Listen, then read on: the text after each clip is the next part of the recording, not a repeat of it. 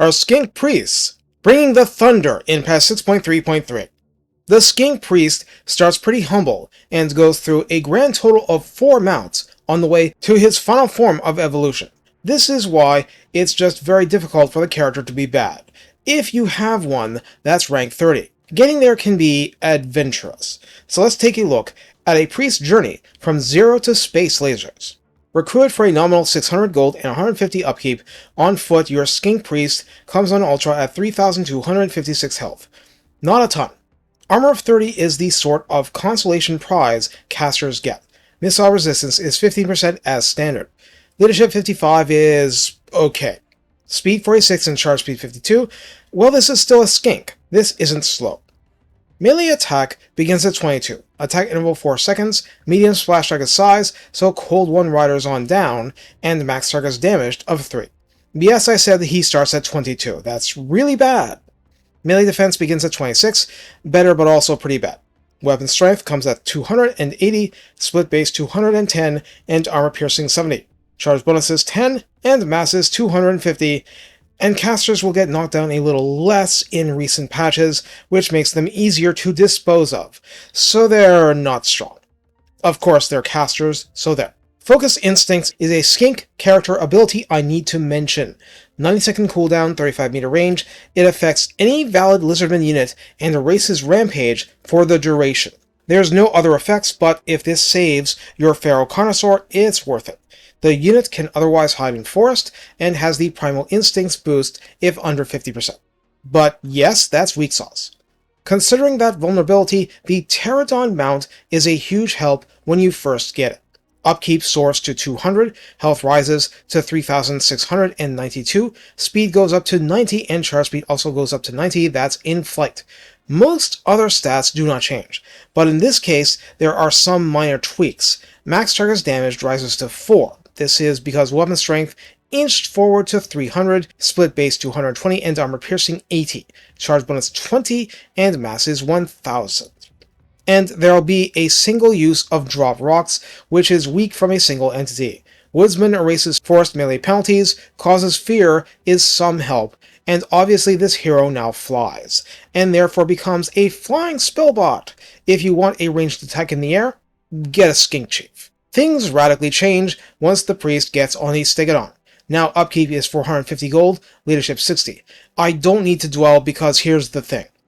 Otherwise, it is 100% identical to a standard Stegadon, including the missile weapon and its ability to tear down walls and towers, including having Wall Breaker. Of course, the priest is neither a melee character nor a missile character at heart, and doesn't get unit boosts to work here, but we'll get to the new tricks later. On an ancient Stegadon, upkeep is 525, hit points are a tiny 2 less than usual, leadership 70 only. Everything else is straight down the middle for the ancient Stegadon in all the good ways, which is why I wasn't going to do this character video before coming out with that one. Likewise, the engine of the Gods version is otherwise identical to the normal version thereof, including the lack of the Howdah extra special missile weapon, the inclusion of space lasers from space, and the little 5% ward save aura, and the half an arcane conduit worth of winds recharge. Obviously a nice thing for a priest to have. With the traits rework, there's a lot of great stuff, but that'll be specific to a particular hero. Scouting is the embedded passive of the hero, increasing with up to 3 pips the bonus to magic item drop chance post-battle when winning. The item rework makes this inherently valuable. Cleanse Corruption is the map passive, and that's to be expected for this unorthodox order faction. The agent actions are Steel Technology, which has its uses, Wound, and Block Army, which is situational, and Specialist reduces the cost of the actions per usual. Priests come in 2 flavors, Flock of Doom and Chain Lightning, Beasts and Heavens. This goes right through Evasion for its new standard of plus 10% speed and charge speed and plus 5 melee defense. Right down the end to Arcane Conduit, the 40% boost to Winds recharge mid-battle. So everything for the spells, which is obviously much of the point of the character, is specific to those lores.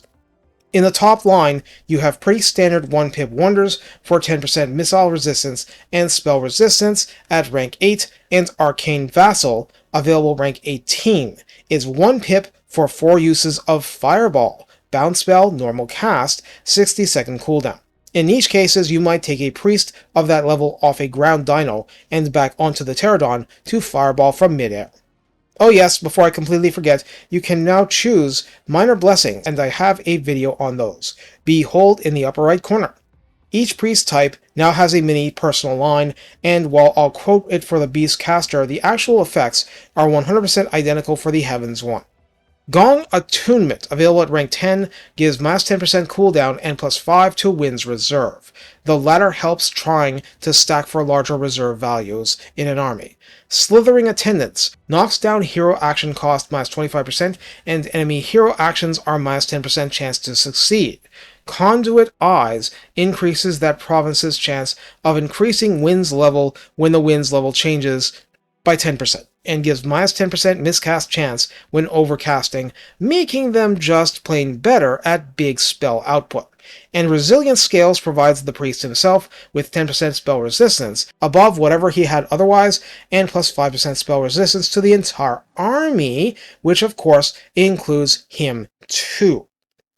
Heavens just changes the first pip's name to Sun Alignment. The cooldown, etc. works the same. Normally, I wouldn't cover much for tech tree for a hero, but with the rework in 6.3.0, it's actually hugely important. Sequence of Strengthening provides plus 5% physical resistance when embedded. Sequence of Projected Presence adds plus 2 recruit rank and plus 15% range to spell targeting, which is a big deal for priests. A really big deal. Sequence of Infiltration, the first of building-bound techs, and there's not many of them left anymore, grants stalk for all characters, very much including priests. Don't expect to remain stealth when casting spells, but being somewhere you're not supposed to be, including on any of these lovely mounts, matters. Sequence of Scrying is mostly relevant for agent action chances. Sequence of Heroism grants immunity to psychology, irrelevant on a dino, very relevant otherwise, minus 1 to wound recovery time, especially if immortal, and minus 10% to cooldown for spells, which matters a ton and stacks with the other help.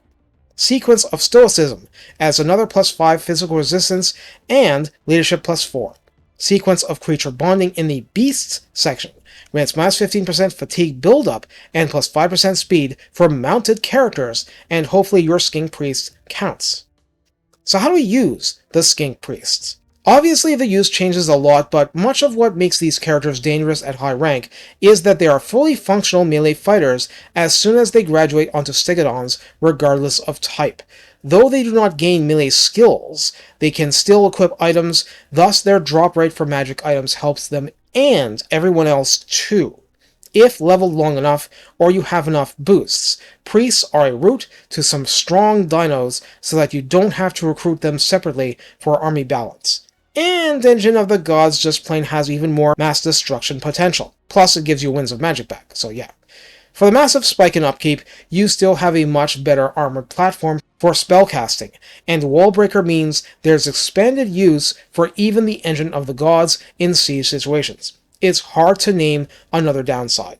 It's just a lack of certain kinds of upside. The biggest battle is always getting them to rank 20 to be immortal. After all, they start spectacularly squishy, since everything besides that is 100% about using their spells well.